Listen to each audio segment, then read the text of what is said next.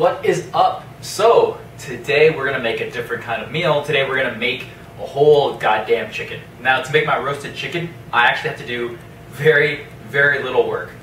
Basically, all I need to do is grab chicken, grab vegetables, and then just wait till it all cooks for me. That said, the very first thing I need to do is I need to crank up my oven. My oven is gonna start off really, really hot, 425 degrees Fahrenheit, with whatever that is in degrees Celsius. Does anyone out there actually have a degrees Celsius oven? I've never seen them. But yeah, that oven's gonna preheat. Let me grab the chicken. So I was not kidding when I said a whole chicken. We are gonna roast a whole chicken. I need to open this up. So I have a whole chicken and I have put that in my crock pot. This thing is awesome. I can basically put any kind of meat inside that pot, put it in the oven, and then magic happens and I get food afterwards. But for my chicken, I want to put something on top of it. So what I'm going to put on top of it is, this is bacon grease from this morning. So this morning I had bacon and I saved the grease. And what I'm going to do is, I'm going to take that grease and I'm just going to put it right on top of that chicken.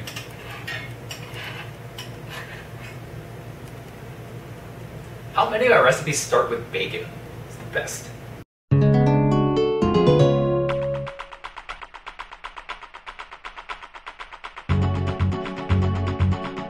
So, why bacon grease? Why not use olive oil? Well, as it turns out, because I want to cook this so high, olive oil will probably turn to like smoke before my chicken gets done.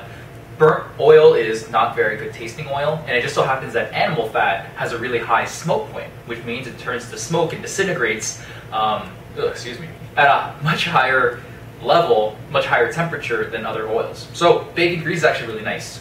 You could also use safflower oil, which has a really high smoke point as well.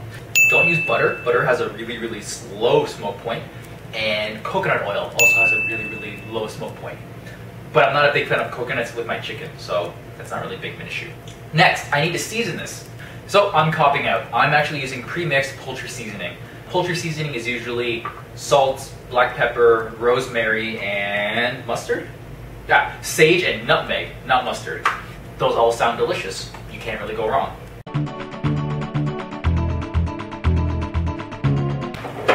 Perfect, so now I have a chicken that's all been greased up really, really nicely. I have my seasoning on top of it. My oven's preheating. That's done. The meat is done. So on to veggies. So when it comes to my roasted chicken, I like to use a mirepoix, which means it's French for carrots, celery, and onions. If you are not French and you don't want to use a mirepoix, you don't have to. You can just use carrots. I've done that before. I've just done carrots and onions one time. Depending on your vegetables, maybe you don't want to use something like broccoli or peppers, or if you are, keep in mind that they cook a lot faster than carrots do. So how many carrots do you use? You use as many as you think you need. I have these many carrots left over, and to feed 2 people, I think that's more than enough.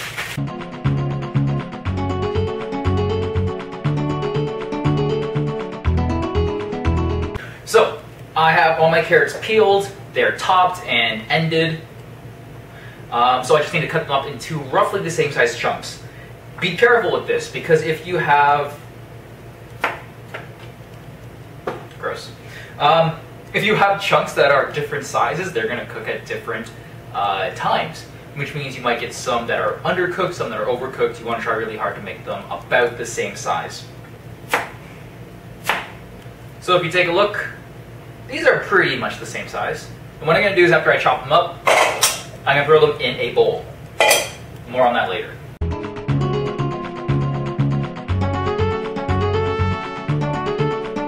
Perfect. Carrots are done. Celery. Nothing fancy here. Grab celery. Ugh. This celery is not very good because it's all floppy. Yeah, I'm probably not going to use that stock. So I've cut my celery into fairly big chunks, kind of like that. Because celery cooks a little bit faster than carrots, so their chunks should be bigger, so they take longer to cook, if that makes sense. Next is onions. So I'm just going to put 1 onion in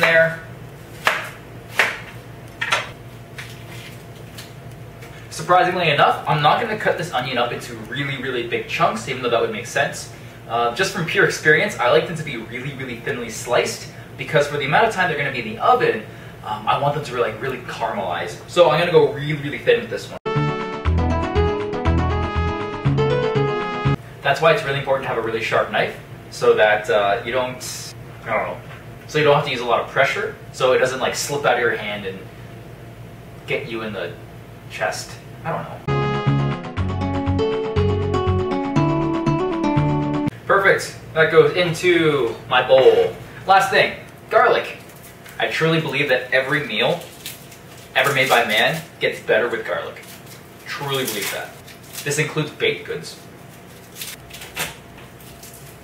So for the garlic, how do we chop these ones up? I'm gonna go pretty coarse. Like really coarse, like that.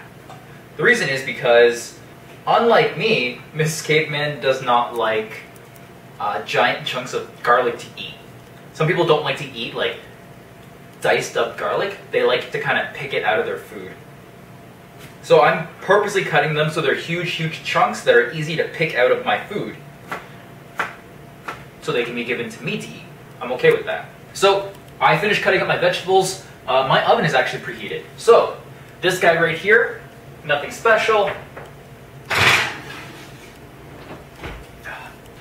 Goes in the oven, 25 minutes at 425 degrees. That's really hot. But it's gonna make the skin really nice and crispy, especially with the bacon grease on top of it, and it's gonna smell so good. So, vegetables. I'm finished chopping vegetables. Why did I bother putting them in a big bowl like this? The reason is because even though there's a lot of bacon grease in there, and my chicken is gonna let out a lot of fat, I like my vegetables to have at least a little bit of fat on top of them, just to kind of help them cook evenly, I guess. 2 tablespoons of olive oil in there. I'm gonna salt them, so tablespoon of salt, a little bit more. Some black pepper, whatever that is. Yeah, and I think that's good. So just like a quick toss, make sure everything's coated. Perfect, nice and tossed. This is gonna go into that pot, but first that chicken has to kind of just sit there and enjoy a nice, really hot 25 minutes in my oven.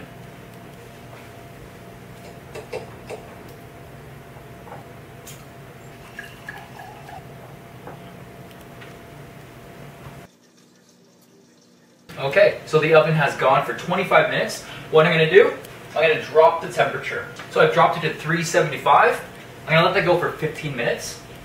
The temperature is going to drop just a little bit. The chicken's still going to be really hot, but the chicken has to stay in there for a really long time, otherwise it won't cook all the way through.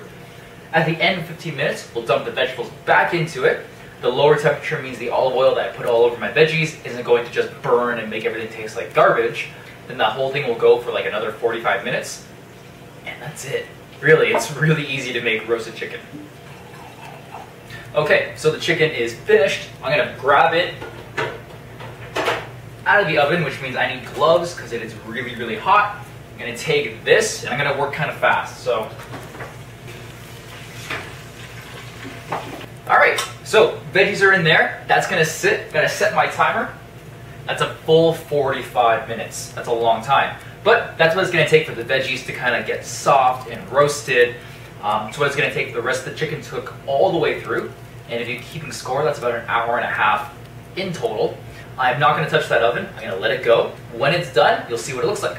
This does mean you have 45 minutes, though, to do whatever you want. So, read a book, craft something. You could write a chapter in your novel you've been working on. You could adjust your privacy settings on Facebook. You could go plant a tree. You could go start on laundry. You could do the dishes. Or don't. You could go play a game of Dota with your friends. If you have friends. Guess you could go finish making the bed. You could sit on your couch, look out the window, and contemplate the choices you made in your life.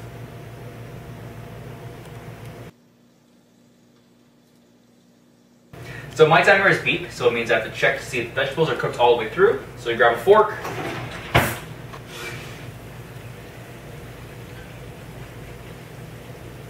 Yep, they're cooked all the way through. So I'm gonna grab a trivet. It's gonna come right out of the oven. and it has to rest for a bit. So it has to just sit there, and I have to let all the juices kind of redistribute through the meat. Otherwise, if I start cutting into it now, everything's just going to kind of spray out, and no one really wants that.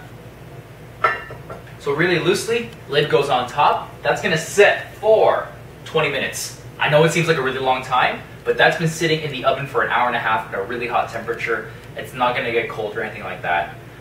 In fact, the cooking is probably going to keep going for a little bit longer. So by the end of that, another 20 minutes, it's going to be really, really nice, cooked all the way through. It's going to be good. So, chicken is done. It's rested. It's done. And here's what we have. Look how nice and roast it is.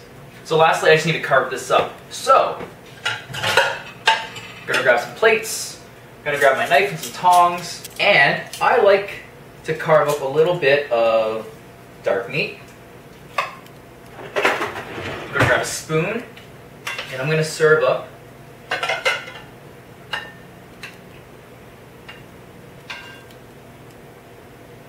some veggies and chicken. Ooh, that looks good. What if you like some white meat? So for the rest, I'm just going to carve right into the breast. Gonna grab some veggies, just like that. And I like to eat a lot of food, so on top of that white meat, let's have some dark meat. And for very little work, you get this. Ooh, I know. It's good. Fun fact, when you're done with this chicken, you should save the bones. The reason you should save the bones is because you can make chicken stock with this later. Yeah, click that. But that's it for this meal. Really, really easy. Basically, I just sat around and watched the oven and drank a whole bunch of wine. So, that's it. If you want to see any other recipes done, please feel free to leave a comment below or follow me and talk to me on social networks. Bye! Hey, this is Steve. Thanks so much for watching my video. Hope you liked it. If you like these videos, feel free to subscribe. I make a whole bunch of videos where I cook random stuff, and if you like it, you can just tell me to cook more, or to cook less. Or you can tell me to cook other things. I always like when people challenge me to cook something else. So, check out the description down below for links for good stuff. Again, thanks for watching. Have a good one.